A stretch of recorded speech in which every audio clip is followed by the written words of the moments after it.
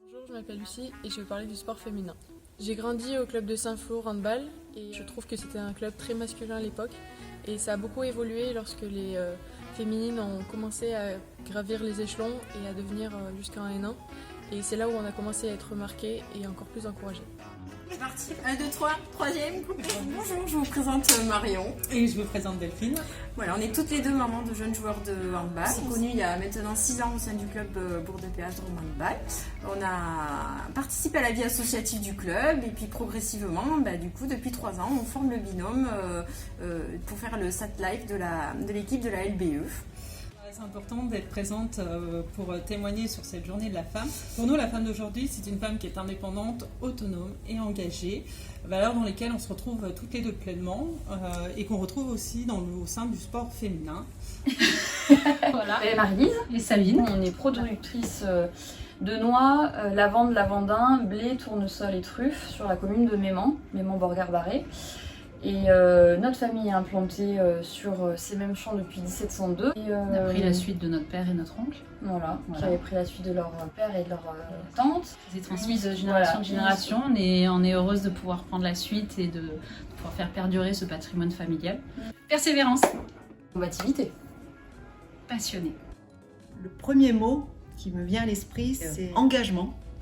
Parce que l'on soit femme politique, chef d'entreprise, ou même sportif de haut niveau, il faut de l'engagement pour pouvoir aller au bout de ce que l'on a entrepris.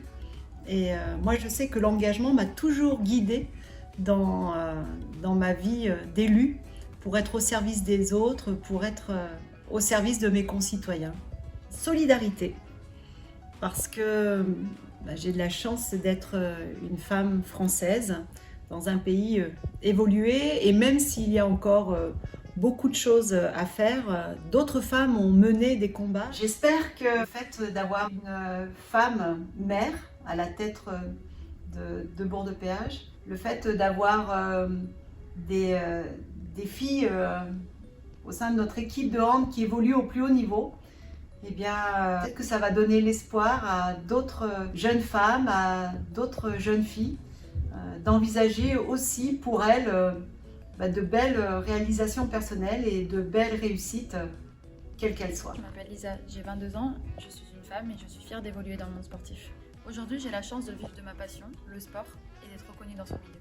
Je suis bénévole au club depuis plus d'une dizaine d'années. Je vous remercie pour cette initiative, pour l'honneur de toutes ces dames qui y travaillent également, puisque être une dame, ça implique beaucoup de choses. On peut très bien travailler, assumer un travail, assumer une maison. Je suis une maman, je suis même une jeune grand-mère depuis 5 mois. Je souhaite une belle journée du 8 mars à toutes ces dames. Aujourd'hui, pour la journée des droits de la femme, j'aimerais vous parler d'une actualité qui me tient à cœur. Le handball est passé premier sport féminin à négocier une convention collective. C'est une grande avancée pour les sportives féminines, parce que jusqu'à maintenant, il y avait des conventions collectives seulement dans le secteur masculin, notamment pour les handballeurs, qui ont une convention collective depuis 2004. Il va y avoir pas mal d'évolutions qui vont sortir prochainement, dont des évolutions au niveau du congé maternité. Auparavant, le congé maternité, il y avait un maintien de salaire pendant 3 mois et ensuite c'était au bon vouloir des clubs. Et du coup, à partir de la signature de la convention collective, il y aura un maintien de salaire d'1 an pour les joueuses professionnelles. La signature de la convention collective sera le 15 mars prochain en direct. Pour plus d'actualités, allez suivre le compte Twitter Diane Handball, D-I-H-A-N-E Handball. J'ai oublié les nuggets. Alors, je suis Françoise Poinceau.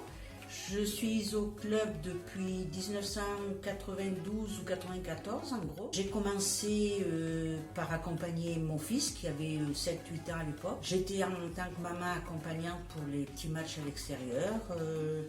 Puis un petit peu plus loin, je me suis mis un peu à donner un coup de main aux buvettes pour les goûter des enfants. Et actuellement, c'est vrai que cette vie associative dans le club me convient vraiment très bien parce que c'est vrai que le passage à la retraite en tant que femme, ça fait quand même un gros vide. Et moi, si j'avais pas cette association dans le club, eh bien, je me sentirais un petit peu perdue. C'est vrai qu'en tant que femme, je suis quelqu'un qui s'assume complètement. Je m'appelle Céline Magnard et je gère depuis 6 ans et demi un groupement d'employeurs qui s'appelle Faraglo.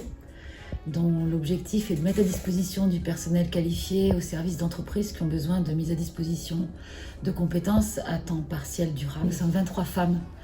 Donc je dirais qu'en parlant de la Journée internationale de la femme, j'y pense peut-être un peu plus que les autres encore.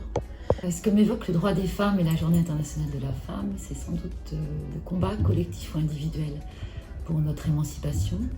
C'est aussi peut-être le machisme, un peu plus négativement, qui est encore beaucoup dans nos us et coutumes et nos cultures, et qui évolue mais doucement, quand on voit notamment que certains grands philosophes avaient des phrases bien éclairées déjà au XVIe siècle et qu'on a attendu le XXe pour avoir le droit de vote et le droit de l'avortement. Le combat est encore long et j'espère que d'un combat ça deviendra une collaboration pour aller dans un sens commun.